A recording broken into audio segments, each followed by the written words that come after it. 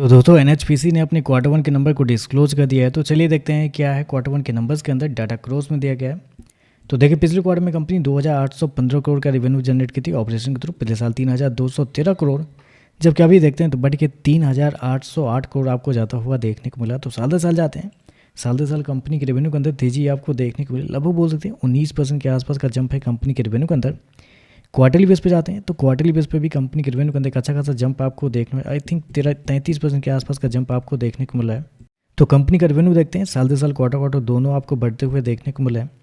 खर्चे की बात करते हैं तो देखिए पिछले क्वार्टर में 2835 करोड़ खर्च किए थे, पिछले साल 2108 करोड़, जबकि अभी देखते हैं तो कंपनी खर्चे 2661 करोड़ आपको जाता हुआ देखने को मिला। तो खर्चे भी देखते हैं, खर्चे भी कंपनी के ठीक है, नॉर्मल ही आपको देखने को मिले, थोड़ा सा ज़्यादा यहाँ पे देखने को मिला है। स्पेशली जो ज़्यादा हो रहा है वो बेसिकली एक ही जगह पे हो रहा है, वो है कंपनी के फाइनेंस कॉस्ट। कंपनी के फाइनेंस कॉस्ट देखते हैं 260 करोड़ से बढ़ के 605 करोड़ आपको जाता हुआ देखने, और डबल से भी ज़्यादा कंपनी के फाइनेंस कॉस्ट आपको जाता हुआ देखने को मिला है।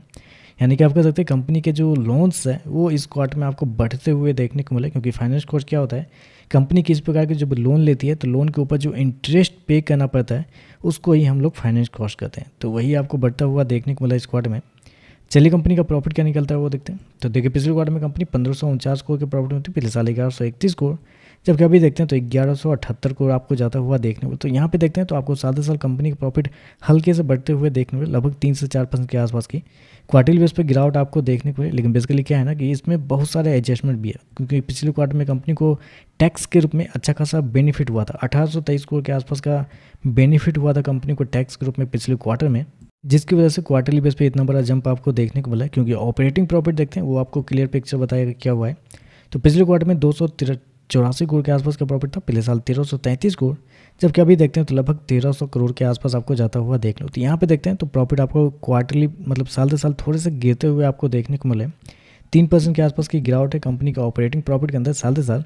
क्वार्टरली बेस पे देखते हैं एक बड़ा जंप आपको देखने को मिला। मुझे लगता है क्वार्टरली बेस मतलब प्रॉफिट गिरे नहीं, बेसिकली थोड़ा सा बढ़ना ही चाहिए था। अब बढ़ना क्यों चाहिए था वो उसके पीछे का रीज़न है, रीज़न है आपकी कंपनी के अदर इनकम, क्योंकि पिछले साल 228 करोड़ के आसपास था, इस क्वार्टर में देखते हैं तो 151 करोड़ के आसपास है। तो यहीं पे देखते हैं तो पिछले साल के मुकाबले लगभग 80 करोड़ के आसपास का डिफरेंस आपको देखने को मिला। वही अगर 80 करोड़ ऐड कर देते हैं तो कंपनी का प्रॉफिट मतलब ऑपरेटिंग प्रॉफिट साल दर साल 4-5% तो बढ़ ही जाता है, लेकिन हालांकि कम ही होता है क्योंकि मार्जिन आपको गिर जाते हैं ऑपरेटिंग मार्जिन, लेकिन फिर भी कंपनी के प्रॉफिट आपको बढ़ते हुए देखने को मिल जाते हैं।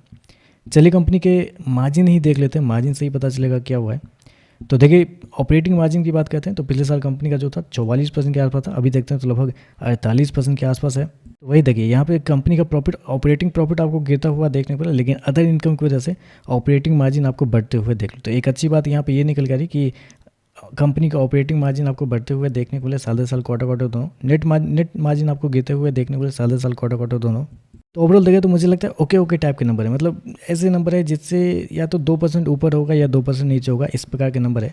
इससे ज़्यादा बड़ी तेज़ी या गिरावट मुझे नहीं लगता कि देखने को मिलेगी, नॉर्मल टाइप के नंबर है, ओके ओके नंबर है। बाकी देखते हैं मार्केट कैसे ये कहता है। वीडियो पसंद आए तो लाइक कीजिएगा, साथ में साथ चैनल को सब्सक्राइब जो कीजिएगा। धन्यवाद।